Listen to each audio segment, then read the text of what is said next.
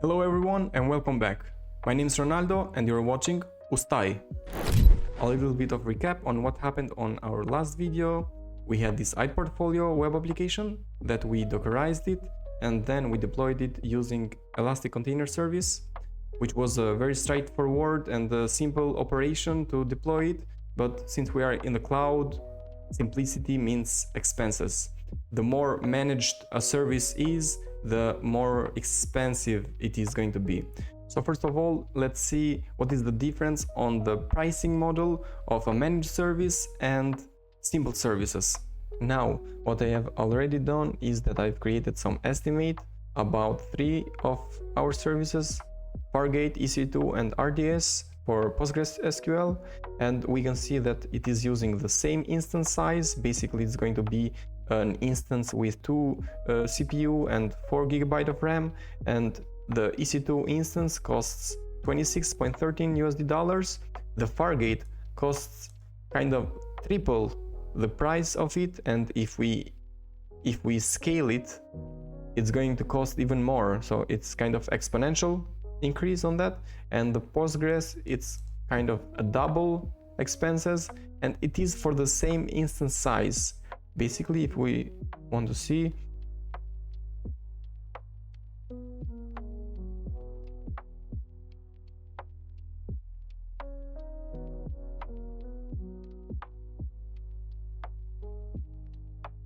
it is going to be 2 vCPU and 4 GB of memory, and the amount of the storage is going to be the same, 20 GB for all of the services, and for Postgres for the Postgres is going to be the same, T3 medium.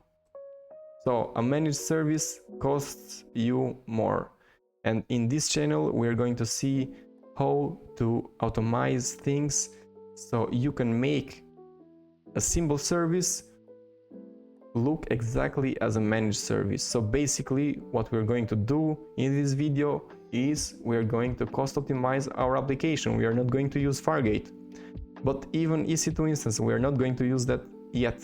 Now let's have a look on the architecture that we're going to deploy. On the first video it was container service. This video is going to change on Lambda. This is the architecture. Basically an API gateway with a Route 53 and the SSL certificate from the certificate manager that we also did on the previous video. We have the ACR to hold the container image there, and the S3 bucket to have all the static files and all the files that our application needs, and the parameter store. Now the change, it is on the main service. It was container service, now it is Lambda. But hey, how can it work with Lambda? Basically, Lambda, it is meant to be for serverless architecture. And what is a serverless architecture? It is kind of architecture that each service, it is more granular than microservices. Basically, you have high cohesion inside of that service and low coupling with other services. But we have a full application on Flask. We have a lot of endpoints there. We have the admin endpoint and also the home endpoint, the dashboard endpoint. How can we deploy it? Well, Lambda has a web adapter. Basically, what you can do is, with no change, you can deploy whatever application you have using only one Lambda. And the web adapter will fix everything. It's going to fix the controllers if you are using Java, or views if you are using Python, and it's going to have them in one Lambda. So Lambda Web Adapter, what it does actually, you have the web application, the code that you're going to deploy, the packages that are on the container, and the Lambda adapter is this one right here. Basically it has a runtime interface client and also the HTTP adapter in case you're using a programming language that is not meant for web applications such as Python, but you change the Docker image. Let's have a look on what did I change from the previous video. So what we have here, first of all, the base image, it is changed. Before we used Python 3.12, now it's going to use a public ACR for Lambda version Python 3.12. The real point that makes the change is this line 3 in here. Basically what it does, it copies all the extension files and configuration of Lambda adapter and it copies it on the container that is going to be built. The rest, it is the same. It installs the requirement of Python. I've also set up some environment variables such as the bucket name and parameter password. We are later going to see on how we're going to insert those variables. It exposes the application on port 8080 and also it uses Gunicorn to run the application. Before we used Python as an entry point and the main.py, but since we're going to deploy it on Lambda, it's not going to work like that and we need to use Gunicorn. But this is not the only part that we need to change. We need to change how the architecture works. When a Lambda function is getting called, it does the process and then it returns you an HTML page. This HTML page, it has the dependencies on them. Basically, it has JavaScript files and CSS files that it needs to run it completely. And what the browser does is that it sends back requests on the Lambda itself just to get those static contents. So what do we need to do is remove all the static contents away from Lambda. We are going to use an S3 bucket for that. If you want faster retrieval, you can use CloudFront for that, but S3 is just fine. So when we call, let's say, the homepage, API gateway is going to go to Lambda. Lambda is going to provide you with a HTML page. The browser is going to see that it needs some static files and it's going to go again to the API gateway on the path static /app.css and API gateway is going to redirect that to the S3. So your Lambda is not going to run a lot of times. If you keep it how we had before, your Lambda is going to cost you a lot more, because with one refresh you're going to make like 30 connections and it is based on how many files your page really requires from Lambda itself. So what we did is that we changed all the files from Lambda itself to this path of static. So if we go to the templates and to the index.html, what we did is that all the style sheet and all the JavaScript code, we added this static path on the reference, and if we do that, we're going to fix it later on the API gateway that every path that is going to be from static path is going to go through the S3 bucket. And there are a lot of static contents. You have a lot of files, you have a lot of JavaScript, and also all those vendors that our application works. So if you keep it the way that it was, it's not going to work well because it's going to create you a lot of costs. Now, some points when you should not use this approach. First of all, WebSockets. Lambda does not work well with WebSockets because WebSockets needs a continuous connection. Basically, you need to deploy it somewhere on the EC2 instances or container services. Second point is going to be for the ATL processes that requires a lot of time to complete. Third point is for processes that requires a lot of memory, CPU, and input-output writes and reads. Basically, Lambda is not for that. It has a limited storage of it and limited quantity of CPU and memory. So all those applications do not work well with Lambda. Now it's time to deploy our infrastructure. To do that, we are going to use Terraform. Terraform, by far, for me, it is the best tool for infrastructure provisioning. It is an infrastructure as code tool that you declare what do you want to deploy, and Terraform does the rest. So let's continue with that. Okay, so we are back to the folder where our application is. To continue with Terraform, you need to create a separate folder. Basically, all the Terraform files are going to be in this folder. Now, this is a personal project. It is a small one. In case you're running a production environment or a large application in a business or a company, you need to separate infrastructure from application code. And this way you separate the building process and the deployment process. But since this is a small application, you can do it as I did, and let's see on what those configuration files contain. In Terraform, you can save files with whatever name you want, but for the sake of best practices, they have a meaning to it. So let's start with main.tf. In this file, you save all the root components, you call modules in here, and you specify the resources that you want to deploy. Locals.tf, in here you shorten all the data and the resource blocks. So in case you want to shorten the EC2 ID, let's say, you specify it on the locals, and the value of that is going to be the resource block of that EC2, the .name and .id. You have the output.tf, you specify all the outputs in here. You have the provider block. Basically on the provider you specify the backend configuration, the provider's version and the source, and also configurations of the provider. So in case you're using AWS like I am doing right here, you can specify a profile, a role to assume, you can insert their credentials, and you can do a lot on the provider block by creating alias. So in case you want to do multi-account, multi-environment deployments. And the last one, it's variables.tf. In here you specify all the variables that you're going to need for this kind of configuration.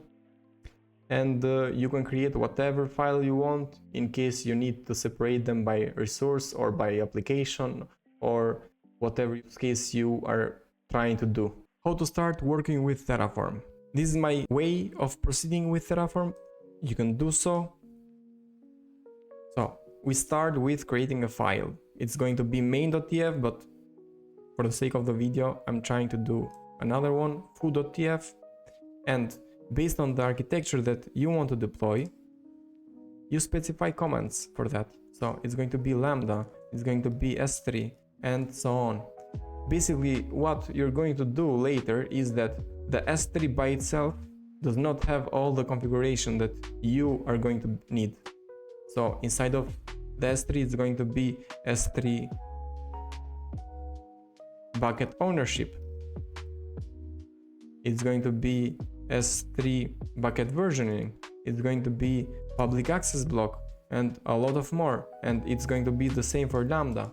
So this is how I proceed on working with Terraform, and this helped me a lot on clarifying things, and later on continue to have a smooth experience with Terraform. So you can do as I did. If you have another options on how do you work, please comment it down below. So let's continue. Main.tf. What do we have in here? Parameter store. We have the parameter, string, value admin. The bucket ownership, versioning, public access block, ACL, and also a null resource. What does this null resource do? It has a command that syncs all the website/static files. All of those static files are going to be sent to the bucket on the static folder. What do we create? The IAM role for Lambda function. Basically all the accesses that this Lambda needs. We have the S3 bucket policy that allows this Lambda to put objects in this S3 bucket. We have the course configuration, the ACR. Now, what I have done in here is that the ACR, to deploy a Lambda, first of all, you need an image. And what I have already done, since we're using on Terraform, I have created a dummy image, a null image, let's say. I have pushed that on Docker and Docker Hub, and I have created this resource that pulls the image. So it pulls from Docker Hub, it tags it with the new ACR repository on the latest tag, and also this other resource in here pushes it to the ACR. And it also has a depend zone of the tag. Now, the image is pushed on ACR. We have the Lambda function. The Lambda function, the package type is going to be image, and the image is going to be from the repository name and the tag latest. It also has the role that we just created. Now, the API gateway. From the diagram, we have two routes, one on the proxy and one on the static proxy. So we have one API, which is an HTTP protocol type. It allows origin from the domain and also from our domain of our application, which is going to be with a prefix as a variable. And since we created this API gateway, we are going to set some permissions to the Lambda that this API gateway is allowed to invoke the Lambda. We have the integration. We are going to have two integrations. The first one is going to be AWS proxy, and the integration URI is going to be the Lambda itself. So the first proxy is going to be the Lambda. We have a root that any method that is called on the slash of the API gateway is going to be on the integration of the Lambda. Now we have the stage, which is going to be the default. If you want to create test and prod stages, you can do so in here. We have the other integration, and this integration, it is just an HTTP proxy with the method of get, and it's going to be on the bucket URL on the static /proxy. We have the second route, which is the integration on the integration that we just created for the S3 bucket, and also the method is going to be only for get requests on the static proxy. Now we continued with API gateway, Lambda, and S3, parameter store, ACR, role. We have the certificate manager. Since I own the ustai.net, we can do public certificates from the certificate manager, which all of them are for free, and the validation methods, it's going to be on the DNS. Since it's going to be on DNS, we also get the root 53 zone, which is not private, it's public, and we create the root 53 records for this certificate manager, certificate that we just created. After we do so, we create the API gateway domain name. What does this mean? It means that your API gateway can be associated with another domain based on the route 53. And to do so, you need a certificate. Since we just created it, we are allowed to create a domain name. We create the domain name, and after that we create a domain API mappings. Domain API mappings provides the domain name that you just created with the stage of the API gateway. And the last, it is the route 53 record for the API gateway. If you can see, it is the name of, as you can see, the alias for the record. First of all, it is type A for alias, and it's going to be the API gateway domain name. So this was an overview of all the resources, and on the locals, I just have the suffix, which is a random ID. So basically, if I want to deploy it again and again and again, all the resources are going to have a suffix, which provides me with the ability of replicating all the infrastructure, and AWS does not say to me that, hey, you're deploying a service that it is already deployed. We also have the resource of random ID, which is the suffix, and we have the provider. The backend, it is on the S3, so the state file is going to be saved on S3. We have a provider of Docker. This is to pull the image from the registry and send it to the ACR. And variables. Variables, it is the prefix and the domain, and we can deploy our infrastructure only by changing those, so we do not repeat the infrastructure that I have already created. Basically, our portfolio is deployed on portfolio.ustai.net, so if we want, we can change the name and the whole infrastructure is going to redeployed with another name. Since we got an overview of all the resources that we are going to deploy, then we can continue with the deployment process. First of all, I'm going to comment the backend configuration. I do not want to get the state of my actual website, web application that I've already created. And I removed all the Terraform configuration files, such as log and Terraform state backup. And let's continue with the command line. First of all, Terraform init on Terraform. It pulls all the Terraform providers that you have already used. If you're using a module, it's going to install the module from where you have stored it. And even if you have not specified a provider block in here, it still sees what you have used and goes and gets it. We validate it and done. But before planning, I did a small change. From portfolio, I changed it to portfolio 1, so it does not mess with the actual website that I've already created. So let's plan it. My actual website is portfolio.net, and what we're going to deploy is portfolio1.net. 29 resources, and the last one, it's the output that is going to be the website. So Terraform, apply, and yes. Now there are only 29 resources, so it will be kind of fast. It might take only 2 minutes, 3 minutes to deploy, so I'll be back when it finishes. Okay, Terraform finished, 29 resources added, and portfolio 1.ustai.net is created, so we can continue to see it. And it says hello Thai. Basically, this is the image that I had already pushed to Docker Hub, which I showed you on the resource block of Docker image, and it pushed on ACR and also deployed it using Lambda. So what we are going to do now is go to the console and update the image from this image to the new one of our application that we're going to build it first. So let's build our Docker image and then push it to ACR.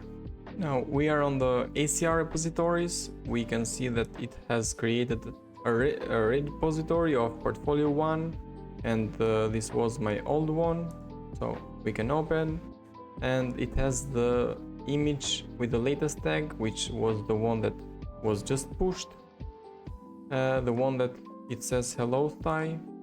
So we need to insert in here and push another image of our own application, and to do so, first of all, we are going to build it.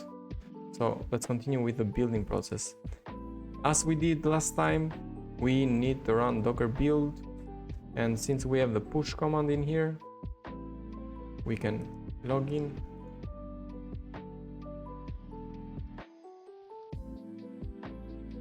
And we can build it using this image name.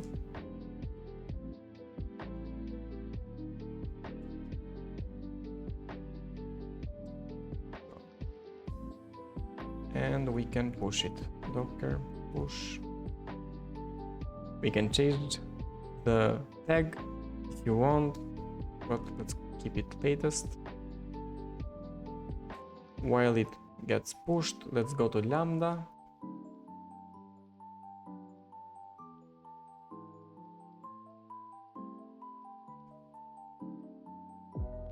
Portfolio 1. And we need to deploy a new image. Let's see if it is ready. No. Let's have a look in meantime on the API gateway.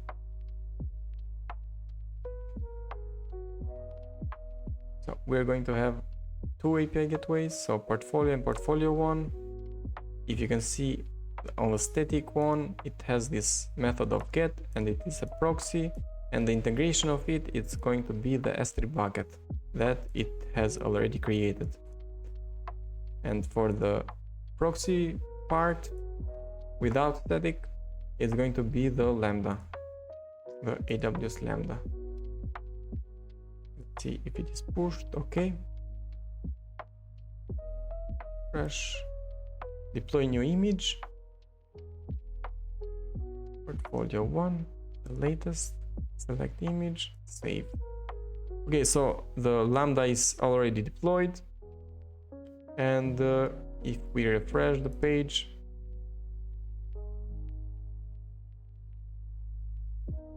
we can see that it opens our web application, our portfolio.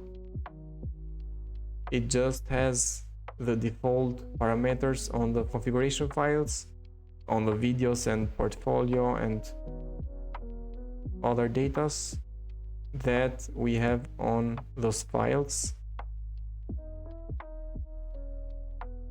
Static file, so those are basics, but on those I have already pushed the first video, so you can go and check it.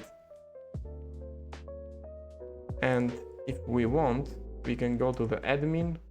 For the moment, password is admin.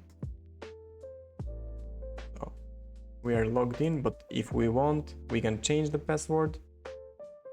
So system manager.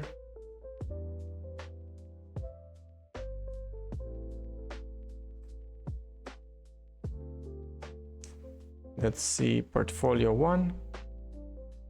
The value is admin, so we can change it to admin. And if we refresh or log out, admin and admin, it does not work. And admin works. Okay, so let's have a look on how the application works with the static files. As I said, you need to change it so it uses the /static/ whatever it wants to get. So let's see on the refresh page. Basically, only one goes to the path. All the others goes to the static. If you can see, it goes to the static, and whatever call has static in front, it's going to be routed to the S3 bucket. If you can see also, there are some requests that goes to the S3 bucket.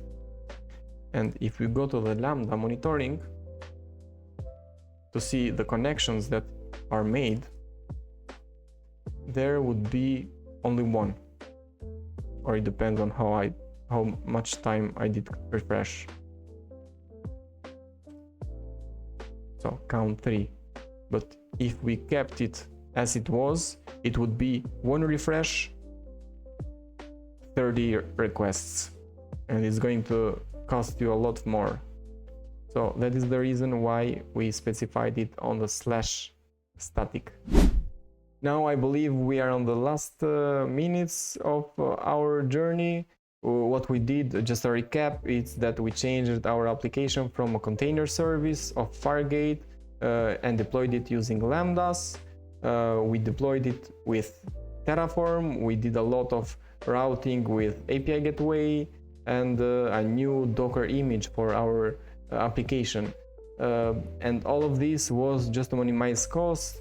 Basically, before it would cost me in a month $10 for my portfolio to keep it running all the time, and now I've tested it. In the last month I spent it only $1, so that is a very big upgrade that you can also do in any kind of application except the ones that I've specified that it does not work with.